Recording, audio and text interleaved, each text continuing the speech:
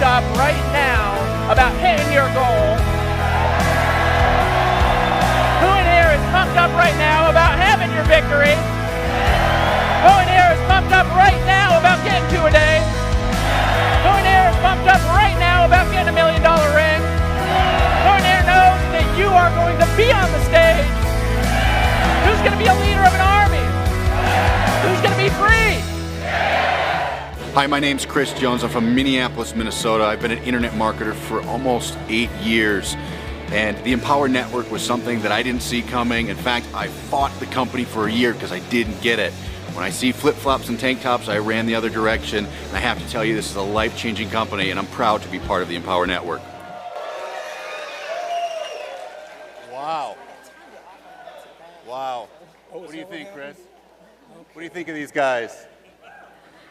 You know, Chris couldn't be here today, so we decided to bring him in cardboard form. He's lost a little bit of weight. He always kind of was a small guy. But a lot of you know us as the Chris and Chris team. This is the first time I've been up here. Chris is usually kind of the front man of what we do. And I got to tell you, this is scary stuff. It's scary being up here, right? I mean, I'm used to sitting down here with my peers, watching the other guys talk, and now I'm just thinking to myself, wow, this is scary. But what's even more scary is 10 o'clock last night, Jerry said, Chris, you're going to get up and speak. That was scary.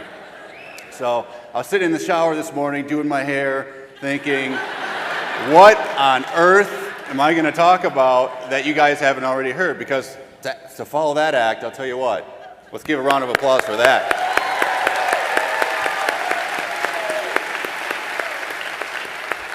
So, a lot of you don't know my background or my story, and I think there's a lot of lessons to be learned because I've done a lot of stuff wrong. And not necessarily wrong, but I've gone down other paths when the simpler path was right in front of me, and the people around me saying, Chris, just do the simple stuff, do the simple stuff. And I said, no, I want to do the hard stuff, and guess what happened to my income? Right? How many of you have experienced that? You make things much too difficult than it really is. All right? This is a hard business, you guys. This is a tough business. You got to work a couple hours a day, place some ads, do some videos, and sit back and watch what happens. Right? Right? It's the simple actions that equal the big results. So it's funny because I find myself in this position throughout my whole life. If I look back, I see patterns. When I was in high school, I was a diver, a springboard diver. And I used to sit on top of the springboard, and I'd wear a Speedo in front of a couple hundred people, and that was scary, all right? I graduated high school, I moved to Asia, and I was studying kickboxing professionally out there, and I was in a ring with another guy that wanted to kick my head off. That was scary, all right? So, all right, I dealt with that, and I got back to the U.S., and I got into bodybuilding, and I did a few bodybuilding shows, and again, I was on stage in a Speedo in front of 1,000 people. Don't worry, I don't have a Speedo on, you guys.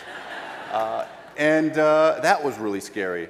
And now here I am. But the great part about this is I've been where all of you have been and where you are now. I started there, and I'm going to tell you my story, and I think some of you are going to identify with, say, you know what, I've been where you've been. I think I'm in the same place. And so I want to help you identify that it's all about the journey, it's all about doing the simple things, because when I graduated high school, I didn't know what I wanted to do. I wanted to be successful. I had that fire inside, that fight inside, but I didn't know what I wanted to do, so I moved to Asia, and I studied martial arts, and I was very good at what I did, but I realized that I couldn't do that when I was 50 years old. So I moved back to Minnesota. I went to the University of Minnesota, Midwesterners. Go Vikings, that's right. Go AP. I love it. So moved back to Minnesota, went to college because that was the right thing to do, right? I was told, go get a job, go get an education, and I wanted to go work for the FBI. That was kind of my thing. I wanted to go into investigation. So I studied criminology for 2 years. Post 9/11, I got a job offer from Homeland Security. I said, this is my foot in the door, and I worked for the government for almost 2 years.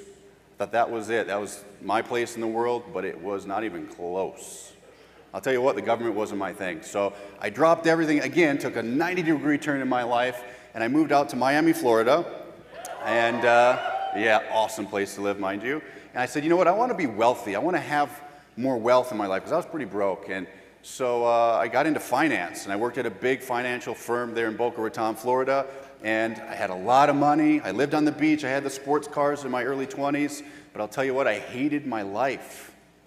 I hated my life because I was selling investments to people, and people were losing money, and I was that guy, and I didn't like being that guy. And I remember it was a turning point in my life where I went into the office one day, and one of the clients I had invested about $250,000 in an investment, and he lost it in 2 days, gone. So I go to my boss, I say, what do I tell this guy? What do I do? He said, Chris, you got to ask him for more money. I said, I can't do that. You know what he said? There's the door.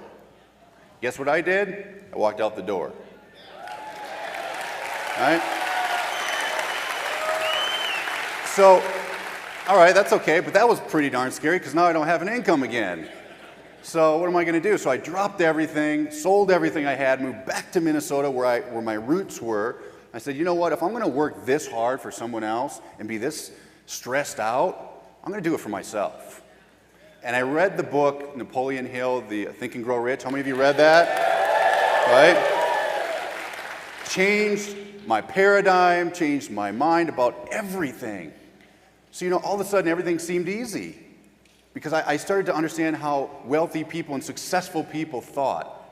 And so I'm going to tell you, I was broke for 4 years. 4 years broke, worse than I was in college, all right? Because I believed in the vision. I was very uncomfortable. So my point of the story to you is you have to get uncomfortable, okay? Some of you right now are behind the 8 ball.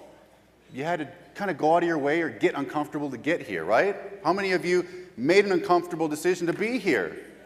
Yeah, absolutely. But that is what you have to do sometimes to be successful. And if you don't get uncomfortable, like I don't like being on stage necessarily, besides being in a Speedo, but I do it. And I love doing it because I know the byproduct of that is self-growth, self-worth, inspiration, inspiring other people. And then, of course, the money follows. Okay? So, obviously, I was broke for 4 years, and I was online one day. In fact, I'm going to tell a story because a gentleman's here who changed my life. And it was 2005. I was broke. I was trying to figure things out. I owed this guy $2,000, and I said, you know, I need another $2,000 because I want to start this internet thing. This is back in 2005. And so I sold everything I could on Craigslist. And I paid him back the $2,000. Ron Maurer, you're in here. I love you, brother. And I paid him back, and I said, man, I need another $2,000. But you know what he did? Didn't even ask a question. He handed it over. Right? I want to make sure I paid him back before I asked for that money. But that $2,000 I turned into $11,000 that month on the internet. So technically, I made $11,000 in 4 years. All right, so it wasn't too good. All right, I had a lot of debt to make up, a lot of ground to make up. But I'll tell you, the next month, double. Next one after that, triple, quadruple. I've had 6-figure months. I've had $500,000 months in this industry. All right. So all right, this is all great, right? Chris, you have all this success and you're doing so well. And I had my biggest competitor, who's this guy. This guy was my biggest competitor, Chris Campbell. We were on Google, Chris and Chris, fighting for #1 and #2 on Google. You know, we were always nice to each other, but we're like, gosh, he's always kicking my butt on Google. You know, he's taking my business. And so it was 2010, Chris and I said, you know what? Maybe we should put our heads together and do something bigger, do something better, right? And you have to check your ego to say something like that, because we're both successful in our own right. But we said, you know what, let's do something to help people in a different way. And so we did. Late 2010, we came together, we hit the ground running, we built this massive business, and we said, you know what, we need some salespeople to close more sales. And so this is where lesson number 10,000 came in, all right? Chris and I said, you know, we have all these leads coming in, we need to open a call center. Anybody know what one of those are? Yeah, don't ever touch those, all right? We opened a call center, and things were great. We were making all this money, and we had 80-some employees, 3 offices, 2 in Arizona, 1 in Indianapolis. We're doing all these great things. We're thinking, man, we can take this company public. We're doing awesome. All of a sudden, the bottom fell out. And it was 3 days before Christmas in 2011 We found out that money was being swindled under the table. There was a lot of theft.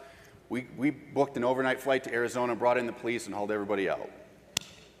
That was a rough day. We had a U-Haul ready, hauled everything out, sold everything we had, and said, you know what, we're going to go back to what we're good at, right? We made it more complicated than we needed to. Okay, the lesson learned here is we didn't need a call center. We just needed to do more of what we do, right? Everybody talks about, oh, is this saturated or is this going to be saturated? You guys, that's nonsense. You know what, there's so much business to go around, and when we realized that, our business exploded. Exploded. Look at Portugal over here. Are you kidding me? Unbelievable. And that's just the beginning. They're going to have half the auditorium next time.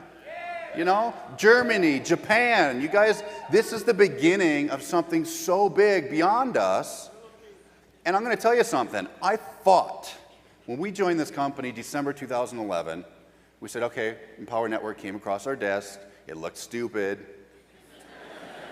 I'm going to be honest with you, Dave and Dave, I love you, but flip-flops and tank tops contradicts everything I know that I was brought up to know. So we looked at Empower Network and said, hey, let's just try it, let's promote it. We made all this money. I think we were the top earners for a few months last year. We did really good, but I was fighting the company. I was like, I don't want to put my face on this. I don't know what they're up to. These guys are wearing flip-flops. He's got funky looking hair and he laughs weird. All right? I didn't know what to do. And so I just fought. I'm literally for a year, you guys. And even though we were making all this money, I still didn't get it. And you want to talk about perseverance? Last year, we lost our merchant when the company had the merchant problems. We had about $40,000 a month coming in. Okay? Gone overnight. Wiped out. So Chris and I stepped back for about 4 or 5 months and said, do we rebuild this? Do we do something else? Do we cry about it? What do we do?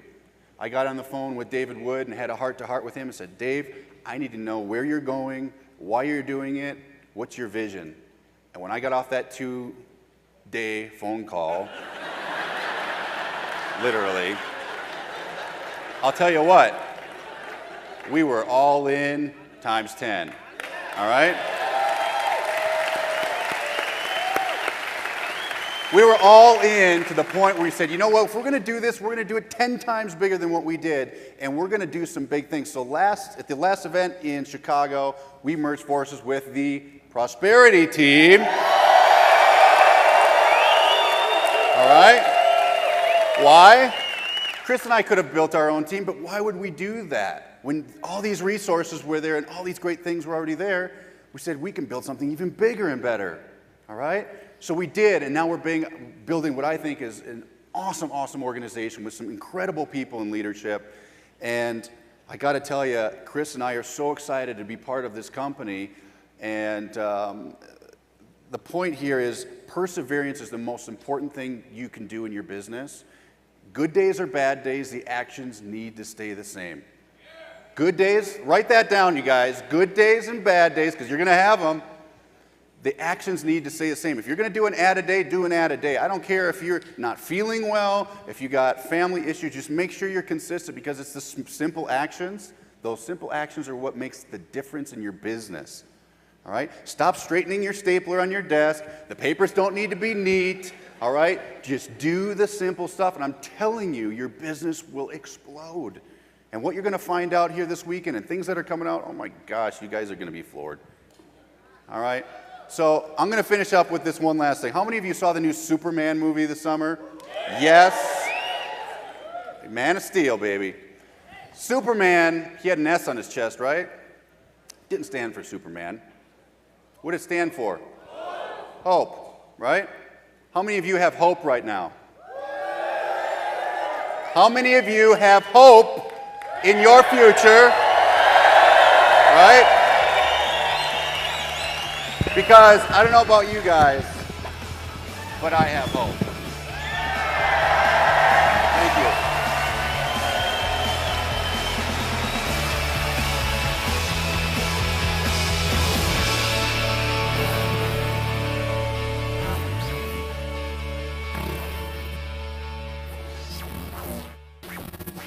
Folks, Obviously, the income examples discussed in this video are extraordinary. The income claims presented are not intended to serve as a guarantee of income. Instead, they're designed to give you an idea of what's possible.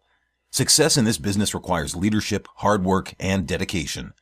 Since we want to help you make an informed decision, we've gone above and beyond with our income disclosure document. If you want to see the average earnings, please visit the page at www.empowernetwork.com/income.php.